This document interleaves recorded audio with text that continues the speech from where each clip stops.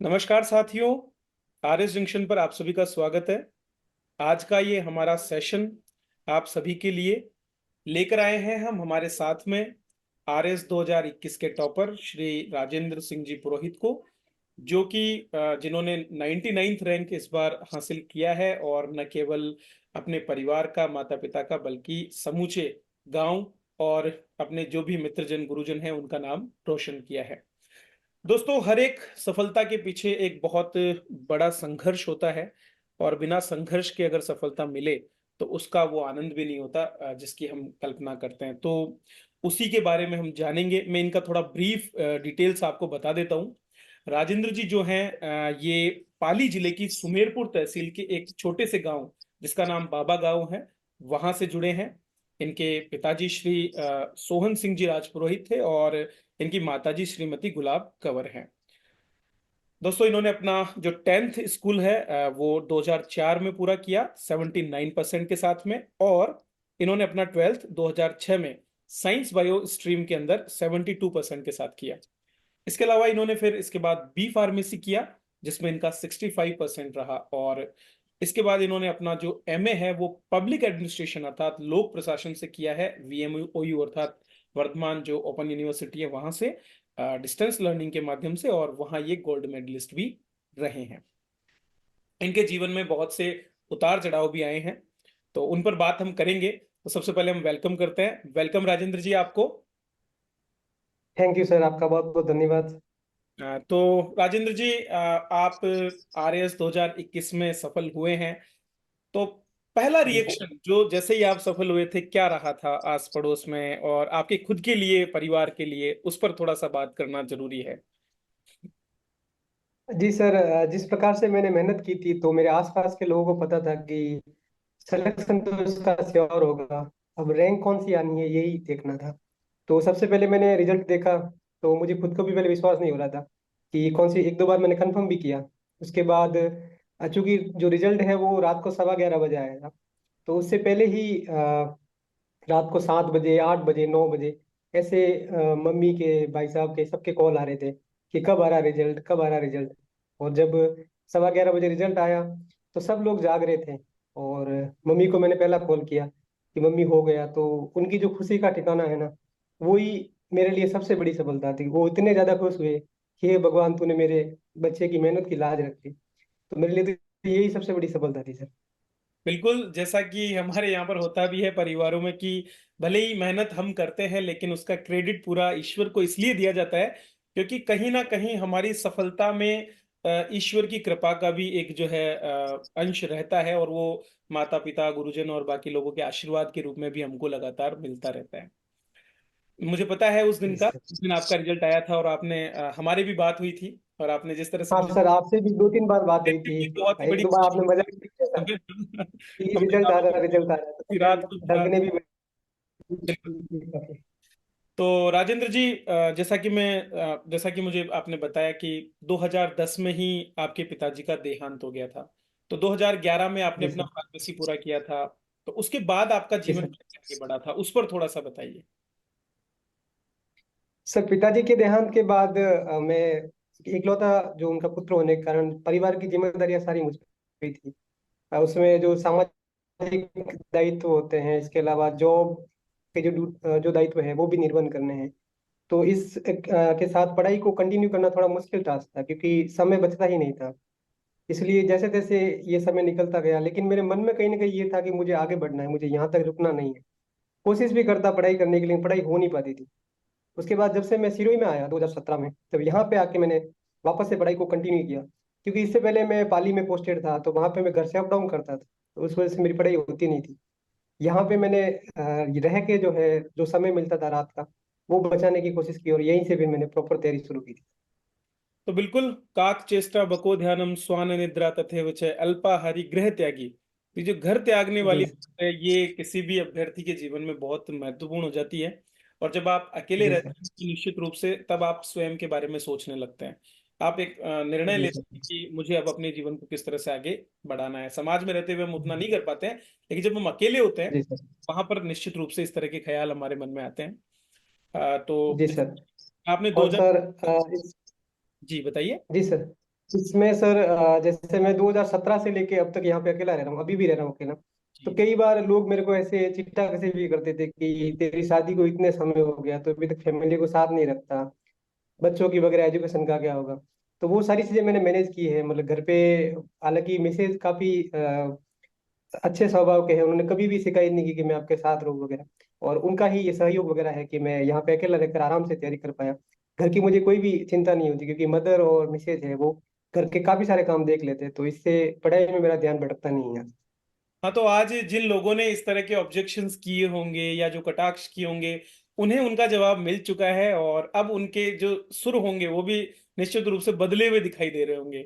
इसमें कोई दो राय नहीं जी होगी। सर। जी बिल्कुल। सर। तो जैसा कि आ, आपने पहला विचार मतलब कि आरएएस की तैयारी करनी है, क्योंकि देखिए आप जॉब में थे और आपको अच्छा एक जॉब मिल चुका था। तो अक्सर ये देखा जाता है कि जी जैसे ही सर। नौकरी लगी और व्यक्ति के जीवन में एक शिथिलता आ जाती है कि नहीं, बस अब हो गया, अब जीवन आराम से, जी तनख्वाह सर। मिल रही है, ठीक ठाक पेमेंट हमें मिल रहा है सारा। फिर कहाँ से ऐसा मन में विचार आया कि भाई आरएएस बनना है, जो कि एक, आपको पता भी होगा कि एक बहुत ही अजीब सा पेचीदा किस्म का एक एग्जाम जिसको माना जाता है, जो एक स्टेप बाय स्टेप जी तीन सर। चरणों में पूरा होता है, और फिर उसके बीच का जो टाइम पीरियड है लगभग 3 से 4 साल। तो क्या सोच जी करके सर। ये रही? जी सर, इसके पीछे काफी सारे कारण थे। एक तो ये था कि मेरा जॉब पिताजी की जगह पे लगा था, तो कहीं जी। ना कहीं मैं अपने आप को प्रूव नहीं कर पा रहा था। दूसरा ये भी था कि ऑफिस में भी कई बार ये ताने मिलते थे कि आप कंपटीशन देके एग्जाम में नहीं आए हो। तो जी। वो कहीं ना कहीं एक सवाल बार बार मन में चोट करता था। कंपटीशन तो मुझे देना है, और मैंने फार्मेसी के कंपटीशन जैसे ड्रग इंस्पेक्टर वगैरह के भी दिए थे। तो तैयारी नहीं हो पाने के कारण मैं सिलेक्शन नहीं हो पा रहा था। फिर जो 2018 में मैंने तैयारी शुरू की, तो इससे पहले मैंने 3-4 दिन तक विचार किया कि मुझे लाइफ में क्या करना चाहिए। तो एकांत में होने के कारण मुझे इसका जवाब मिल गया कि मुझे राजस्थान का जो सबसे टॉप मोस्ट एग्जाम है, उसको क्लियर करके अपने आप को प्रूव करना है कि मेरी परिस्थितियां भले ही विपरीत हो, लेकिन मेरे अंदर काबिलियत विद्यमान है। बिल्कुल, और आज आप सफल हुए हैं तो ये आपकी काबिलियत की ही वजह से हुआ, और उसके साथ जी साथ सर। जो आपका त्याग, आपका परिश्रम और आपकी मेहनत, वो भी उसमें सम्मिलित हम मान सकते हैं। जी सर। 2017 में आपने तैयारी की सोची, और आज 2024, मतलब जी सर। लगभग 7 साल। कोई भी जी नया सर। अभ्यर्थी जो तैयारी की शुरुआत करने की सोच रहा है, उसके लिए इस जी मुद्दे सर। को लेकर के आपकी क्या सलाह होगी कि इतना समय जो है? सर। जी सर। सर, आरएएस का एग्जाम वैसे ये बहुचरणीय परीक्षा है। इसमें 3 फेज होते हैं, प्री, मेंस और इंटरव्यू। तो ये तो जाहिर सी बात है कि इसमें समय तो लगना ही है। फिर दूसरा, हमारा जो सरकारी प्रोसेस है उसमें भी काफी समय लग जाता है। जैसे कई बार भर्ती अटक जाती है, कई बार डेट पोस्टपोन हो जाती है। तो अपने आप को इस हिसाब से ही तैयार करना है कि मुझे कम से कम 3 से 4 साल तो इसमें लगेंगे ही लगेंगे। और मुझे इस बीच में ये ख्याल नहीं करना है कि वैकेंसी कब आएगी, मेरा रिजल्ट क्या रहेगा। सबसे पहले अपने आप को सिलेबस जो भी दिया हुआ है उसको पूरा करने की तरफ समर्पित करना चाहिए, कि जो भी सिलेबस की लाइन टू लाइन है, उसमें जो भी कंटेंट है, जो भी नोट्स है, उनको पढ़ के खुद के मैं शॉर्ट शॉर्ट नोट बनाऊं, और अपनी तैयारी को समय समय पर जांचता रहूं। उससे आप जब अपने आप को तैयार करेंगे तो आपको पता ही नहीं लगेगा कि आपका समय कैसे निकल रहा है। 3-4 साल तो ऐसे ही निकल जाएंगे जब आप अपने आप को इस पूर्णता की ओर ले जाएंगे। तो आपको बिल्कुल भी ऐसे महसूस नहीं होगा कि समय बहुत ज्यादा लग रहा है, या मोटिवेशन की कहीं कहीं कमी आ रही है, क्योंकि वो पढ़ाई ही आपको अपने आप ही मोटिवेशन देती रहेगी कि आपने ये पढ़ लिया, ये बाकी रह गया, इसमें इतना अच्छा परफॉर्म आ रहा है, इसमें कोई कमी रह रही है तो उसको सुधारने के लिए काम कर रहे हैं। जी सर। तो जैसा कि मुझे आपकी मेहनत पीछे भी दीवार पर दिखाई दे रही है, आपके बहुत से नोट्स और ये सारा, तो ये वही होता है जहाँ पर आपका एक डेडिकेशन होता है। तो जी सर। राजेंद्र जी, मैं आपसे एक और बात जानना चाहूंगा, असफलता के बारे में। निश्चित रूप से आपने उसका जी सर। स्वाद चखा है। तो जब जी सर। 2018 का आपने पहला एग्जाम दिया, और जैसा कि हम तब जी से सर। जानते हैं और मेरी आपसे बात होती भी रही, और जी प्रीलिम्स सर। क्लियर करने के बाद मेंस आपका नहीं हो पाया, तो जी वो जो सर। क्षण था जब आपका सिलेक्शन नहीं हुआ, तो आपका क्या प्रतिक्रिया उसको लेकर के रही, मतलब उस समय, तत्कालीन समय पे, और एक समय बीतने के बाद में जी फिर सर। आपने किस तरह अपने आप को बदला, और कैसे आपने आगे की रणनीति बनाई, उस पर भी बात कीजिए। जी सर, असफलताओं की बात करूँ तो मैंने जीवन में बहुत सारी असफलताएं देखी है। जैसे 2006 में जब 12th के बाद मैंने प्री मेडिकल टेस्ट दिया था, तो उसमें मेरा सिलेक्शन नहीं हुआ था। तो उसमें भी कई लोगों ने ताने दिए कि ये तो ऐसे ही मजे करने गया था, कोटे पढ़ाई की ही नहीं इसने। तो उसको भी झेला है। उसके बाद जब ये जॉब लगी, तो उसके बाद भी मैंने एक दो एग्जाम दिए थे, उनमें भी मेरा सिलेक्शन नहीं हुआ। तो कहीं न कहीं आसपास से ये मिलती थी कि ऐसे ही फालतू बातें करते हैं, इनसे होता तो है नहीं।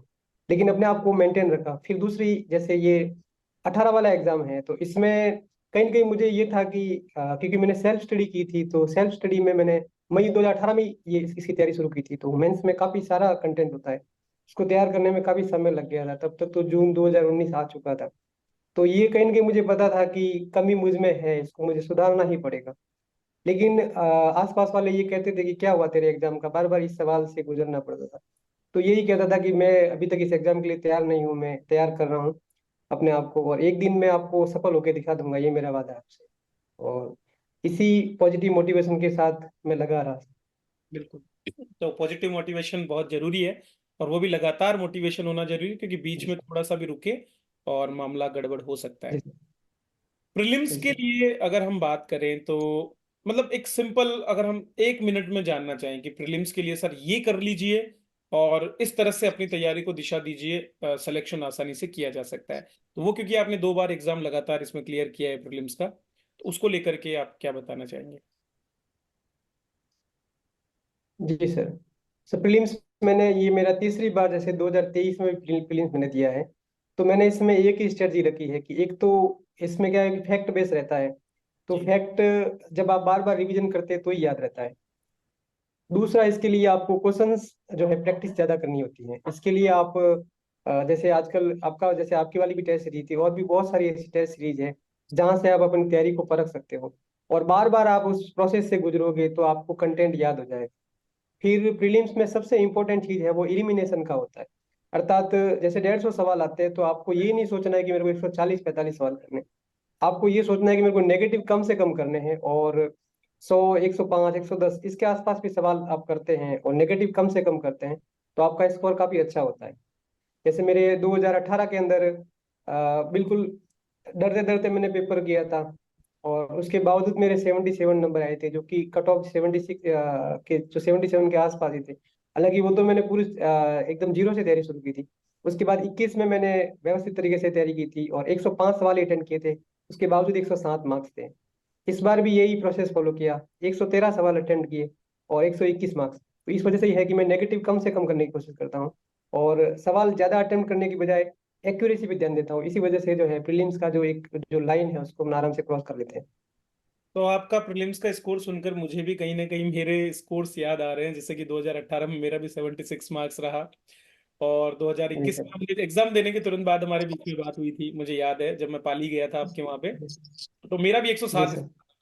और इस बार भी मेरा जी लगभग सर। 126 के करीब स्कोर है। तो वो मतलब खुद को भी लगता है कि उत्तरोत्तर जब हम प्रीलिम्स देते हैं और अगर हमने कुछ स्ट्रेटेजी अपनाई, जैसे कि हम PYQs की बात करें या फिर हम करंट जी अफेयर्स सर। का एक पोर्शन है उसको अगर रेगुलर देखते रहें, और जो स्टैटिक पोर्शन में जी लिमिटेड सर। है उसको अगर हम पढ़ते रहें ढंग से, जी तो बिल्कुल। क्लियर जी किया सर। अब फिर जो। जैसे सर प्रीलिम्स में अपने राजस्थान में एक और खासियत है कि यहाँ पे करंट अफेयर का और इकोनॉमिक सर्वे का काफी ज्यादा रोल है। और जी। इकोनॉमिक सर्वे तो मैंने पूरा आपके ऐप से ही तैयार किया है।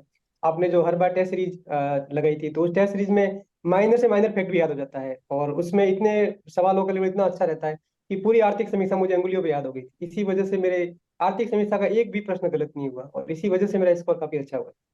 मैं आज भी स्टूडेंट्स को यही कहता रहता हूँ कि इकोनॉमिक रिव्यू में आपको जो कूट संकेतन वाली प्रक्रिया है, जो स्मृति का हम जी जानते हैं सर। कि हमारा एक सूचना प्रकरण मॉडल होता है, तो उसके अंदर हमें जी संचयन सर। कूट संकेतन पर बहुत काम करना पड़ता है, और वो तभी हो पाएगा जब आप बार बार सिमिलर चीज से फेमिलियर होते हैं या फिर उसको बार बार रिपीट करते हैं, जी सर। और यही चीज जी सर। काम देती है इकोनॉमिक रिव्यू में। तो जी सर। ये समझे इस चीज को, और क्योंकि इकोनॉमिक रिव्यू का कितना महत्व हमारे प्रीलिम्स में है, जी सर। सेम टू सेम उतना जी ही सर। महत्व मुख्य परीक्षा में भी है, क्योंकि पिछली बार जी भी सर। 45 मार्क्स का स्कोर जो है वो हमारे मेंस के अंदर भी पूछा गया है, तो दोहरा जी लाभ। सर। और सर जैसे सर 2021 में फर्स्ट पेपर के अंदर 87 मार्क्स है। तो इसमें जो बड़ा आपको रोल है ना, वो इकोनॉमिक्स का ही है। इकोनॉमिक्स सर्वे दोनों मेरे को अच्छे से याद थे, इंडिया का भी और राजस्थान का भी। उसी वजह से मेरे काफी अच्छा पेपर हुआ था, नंबर भी काफी अच्छा है। बिल्कुल बिल्कुल। अब बात करते हैं मेंस की। तो मेंस जी का सर। बच्चे बहुत कंफ्यूज रहते हैं कंटेंट को लेकर के, सबसे पहला तो। जी सर। सेकेंडरी जी जो सर। चीज है, तैयारी का पैटर्न क्या होना चाहिए, क्योंकि सिलेबस इतना बड़ा है कि 18 से 20 सब्जेक्ट, समय की बहुत ही जी कमी, सर। और खास करके जो जी इन सर। एग्जामों में पैटर्न देखा गया है, प्रीलिम्स और मेंस के जी बीच के सर। time का गैप कम होना। हालांकि जी सर। बार एग्जाम पोस्टपोन्ड होने से बच्चे भाग्यशाली रहे हैं कि उनको और अतिरिक्त समय मिल गया है तैयारी करने के लिए। लेकिन फिर भी जो नए जी सर। बच्चे हैं जो तैयारी कर रहे हैं, और जिनको हो सकता है, क्योंकि अब आरपीएससी जिस तरह से कैलेंडर जारी करेगी या जिस तरह की बातें कमिटमेंट किए जा रहे हैं, अगर ऐसा होता है तो उन्हें अभी से उनकी मेंस की तैयारी को लेकर के क्या रणनीति बनानी चाहिए, उस पर बात करें तो थोड़ा ज्यादा बेहतर रहेगा। जी सर। सर इसमें मेरा एक व्यू हमेशा क्लियर रहता है कि आप तैयारी मेंस की करो, क्योंकि आप मेंस की तैयारी करके ऑलमोस्ट 70% तैयारी प्री की कर चुके होते हैं। अगर आप ढंग से पढ़ते हैं तो 70% प्री की तैयारी हो जाती है आपकी। 30% में इकोनॉमिक सर्वे और करंट अफेयर रहता है, वो आप लास्ट टाइम में रिवीजन करके आराम से कर सकते हैं। तो आपको शुरुआत से मेंस पे ध्यान देना चाहिए। जैसे इस बार 6 महीने मिले हैं, तो जो मेंस दे रहे हैं उनके लिए तो काफी अच्छा ये समय है। और इसके अलावा जो नेक्स्ट एग्जाम की तैयारी कर रहे हैं, उनको भी मैं यही सलाह दूंगा कि आप अभी से मेंस की तैयारी करो।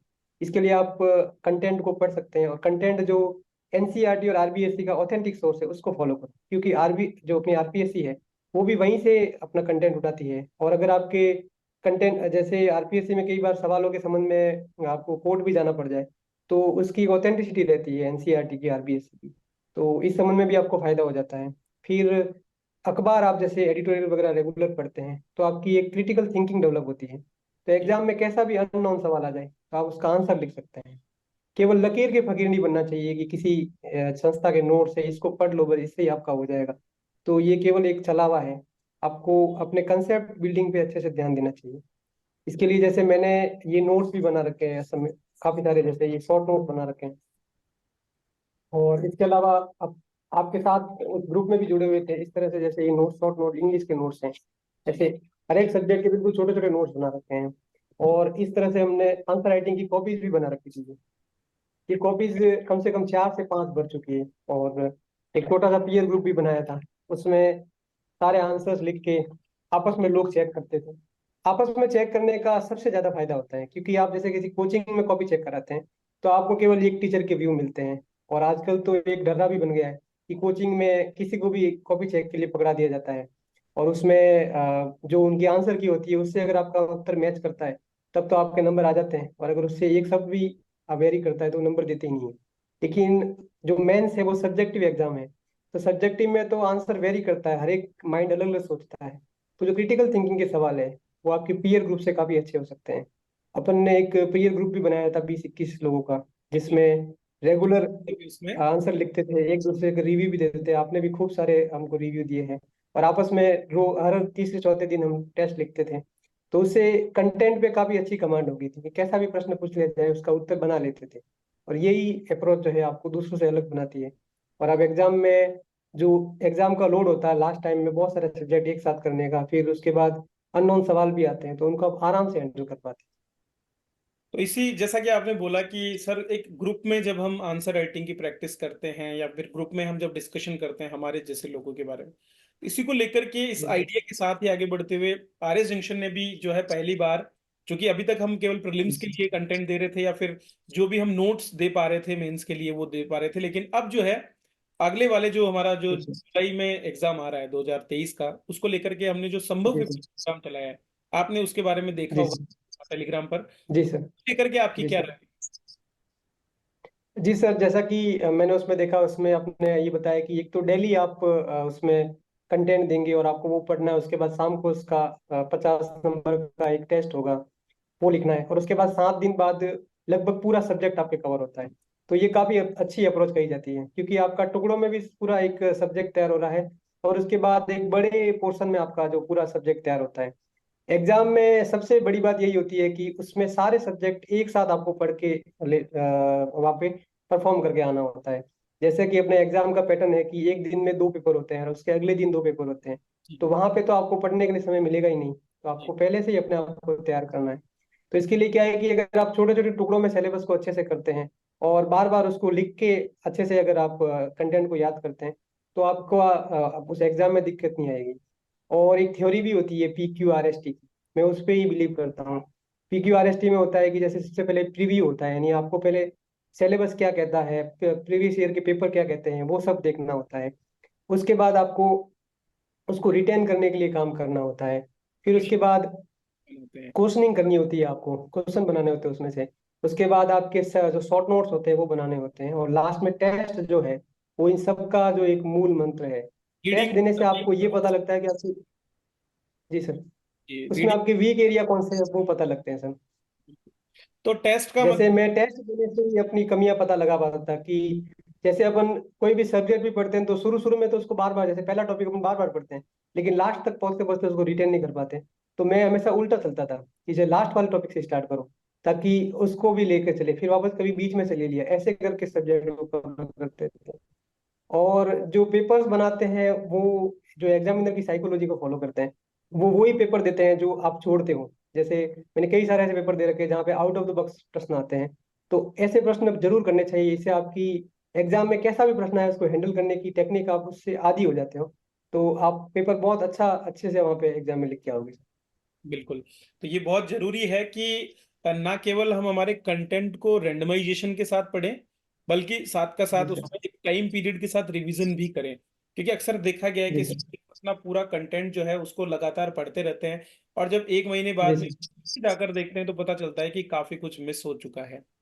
उसको बीच बीच जी में सर। होना बहुत जी जरूरी है। सर। और सब। आरएस के बारे में सर एक और बात कही जाती है कि ये जैसे एक खेत की तरह होता है, कि खेत के पहले कोने से आखिरी कोने तक पहुंचते हो तो पिछला वाला वापस गंदा हो जाता है।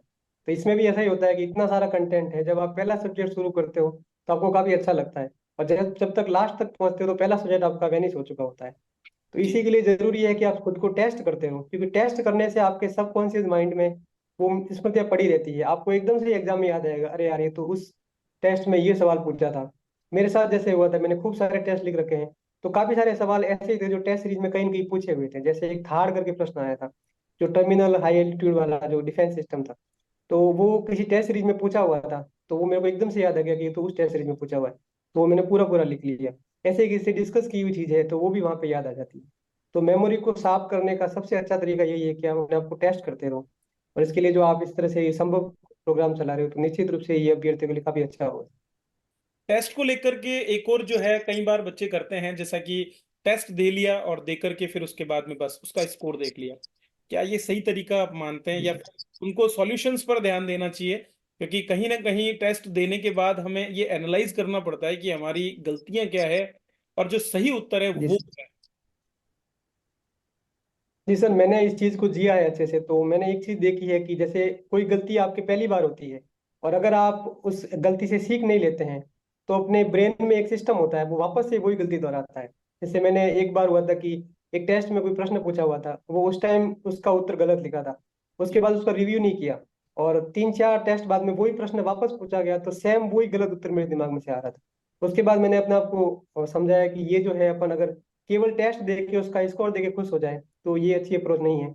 आपको टेस्ट देने के बाद एक एक प्रश्न पे समय लगाना है कि क्या पूछा गया था, क्या लिख सकते थे। कुछ एक्स्ट्रा जैसे आपको आंसर की में मिलता है तो उसको आप नोट्स में ऐड कर सकते हैं।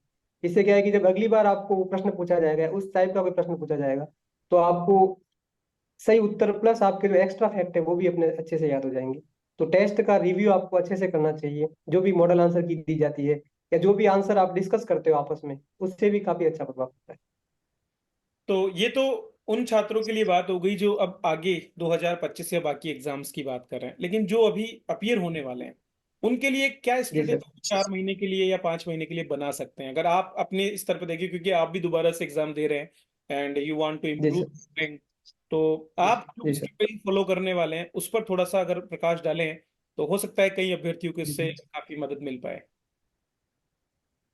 इसमें सर सबसे इम्पोर्टेंट तो शॉर्ट नोट्स बनाने का रहेगा। जैसे अभी 6 महीने का समय है, तो शुरुआत के ये 2 महीने हैं, इसमें हर सब्जेक्ट के शॉर्ट नोट जरूर होने चाहिए। मैंने पिछली बार जो 2021 में एक फिक्स टारगेट ले लिया था कि मुझे आरएस का पूरा सिलेबस 400 पेज में कवर करना है। 400 पेज से एक पेज भी एक्स्ट्रा नहीं होना चाहिए। वो 400 पेज आप आराम से रिवाइज कर सकते हैं, और वो मैंने पूरा फॉलो किया भी। जैसे पिछली बार सिलेबस भी चेंज हो गया था, तो पूरा दिसंबर बैठ के मैंने 13-13, 14-14 घंटे बैठ के, क्योंकि उस टाइम छुट्टियां ले रखी थी मैंने, तो 14 घंटे 15 घंटे जितना भी समय मिल रहा है उस टाइम बैठ के पूरे सिलेबस को एक महीने के अंदर कवर करके 400 पेज में समेट लिया था। बाद में जनवरी में मैंने उसका अच्छे से रिवीजन किया, तो मेरा 3 से 4 बार आराम से रिवीजन हो गया। इसी वजह से मैं जब एग्जाम में गया तो पूरे कॉन्फिडेंस के साथ गया था वहाँ पे, कि मैंने सिलेबस तो अच्छे से कर ही लिया है, अब मुझे कोई दिक्कत नहीं है, जो भी आएगा लिख देंगे। तो इससे क्या है कि आप एग्जाम की जो टेंशन होती है ना, उससे बच सकते हैं। तो अभी जो भी नेक्स्ट एग्जाम में अपियर हुए तो उनके लिए मैं यही सलाह दूंगा कि आप महीने 2 महीने अपने इस कंटेंट को शॉर्ट करने पे काम कीजिए। जितना शॉर्ट आपका कंटेंट होगा उतना ही आपका रिवीजन इजीली होगा, और जितना ज्यादा रिवीजन होगा उतने आपके जो फैक्ट है वो स्ट्रांग बनेंगे, आप एग्जाम में अच्छे से किसी चीज को लाइन टू लाइन लिख सकोगे। तो 2 महीने आप शॉर्ट नोट बनाने पे काम कीजिए, और उसके बाद आप रिवीजन करते हो, साथ साथ टेस्ट लिखते रहिए। जितने ज्यादा टेस्ट लिखोगे उतना ज्यादा आपका फायदा होगा, और इसी से आप जो है एक अच्छे कॉन्फिडेंस के साथ एग्जाम में जा सकोगे और अच्छे से आप परफॉर्म करके आ सकोगे। इंटरव्यू की बात करें तो अगर आपका इंटरव्यू का स्कोर देखें तो इस बार थोड़ा कम रहा, लेकिन फिर भी आप 99 रैंक पर हैं। इफ इट जी will sir. Be few more numbers आ देयर, तो आई होप कि जी आप सर। आरएस जो है आपको दोबारा देना नहीं पड़ता, और आपको आरएस जी सर। आरएस मिल पाता। चलिए, जी सर। इतना अंतर हो सकता है, लेकिन उसके लेकर के कि इंटरव्यू को लेकर के बच्चों की क्या स्ट्रेटेजी होनी चाहिए, उस पर भी अभी से क्या तैयारी वो कर सकते हैं, उस पर बात कीजिए। जी सर, इंटरव्यू वैसे पर्सनालिटी टेस्ट होता है, आपका पर्सनालिटी कैसी है उसको आपको परफॉर्म करना होता है। तो अभी से तो जैसे आप ये है कि थोड़ी सी पब्लिक स्पीकिंग पे ध्यान दे सकते हैं, जैसे आप जैसे कोई ग्रुप बना के आपस में किसी मुद्दे पे डिस्कस करते हैं जो मेंस के लिए इंपॉर्टेंट हो। तो उससे क्या है कि आपकी बोलने की प्रैक्टिस हो जाएगी। उसके बाद जैसे ही आप मेंस दोगे तो आप मिरर प्रैक्टिस का यूज कर सकते हैं, एक छोटा सा पीयर ग्रुप बना सकते हैं 4-5 लोगों का, जो डेली न्यूज पे आप घंटे 2 घंटे डिस्कस कर लेगी, आज ये न्यूज थी इसके क्या क्या डायमेंशन हो सकते हैं, वो कर सकते हैं। और सबसे इम्पोर्टेंट इसमें होता है खुद का इंट्रो देना। जैसे आरपीएससी के अंदर जनरली ये पूछा जाता है कि आपने 10th कहाँ से की, 12th कहाँ से की। तो इस चीज की आपको बार बार प्रैक्टिस करनी होती है। और जो चीज आप बोलते हो, जैसे मैंने 10th पाली से की, तो पाली के बारे में मेरे को कम से कम 10-12 फैक्ट याद होने चाहिए ताकि मैं अच्छे से परफॉर्म कर सकूँ वहाँ पे। और उत्तर में से और उत्तर कैसे निकाला जाए, इस टेक्निक पे काम करना चाहिए। वो मेंस के बाद आराम से हो जाते हैं, क्योंकि मेंस के बाद इंटरव्यू के लिए भी पर्याप्त समय दिया जाता है।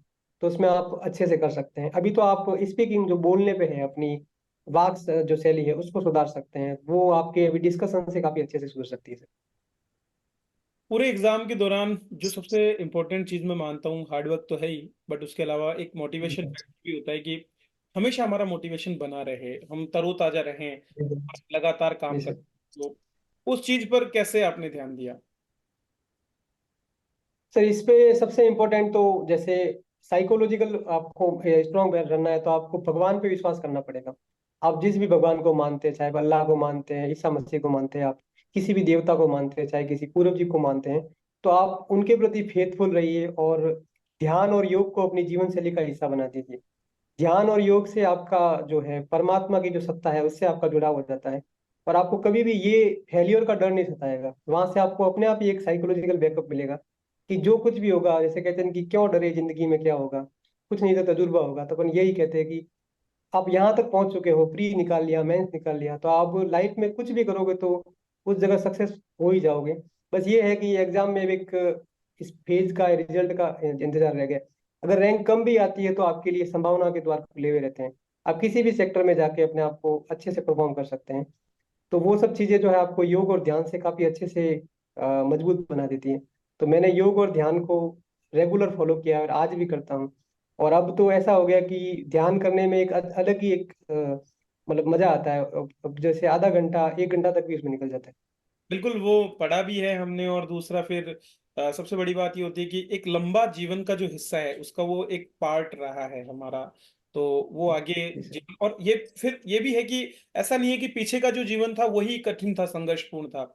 आने वाले समय में और भी चुनौतियां हैं, जी विशेष सर। करके जहां पर आप सेवा क्षेत्र की जी बात सर। करें, तो उसमें हमारी लाइबिलिटीज बढ़ती जा रही है, जी लोक प्रशासन के सामने आज बहुत सी चुनौतियां हैं, तो उनका सामना करने के लिए तो हमें इन सर। की जरूरत पड़ेगी ही पड़ेगी। जी तो सर। जी सर।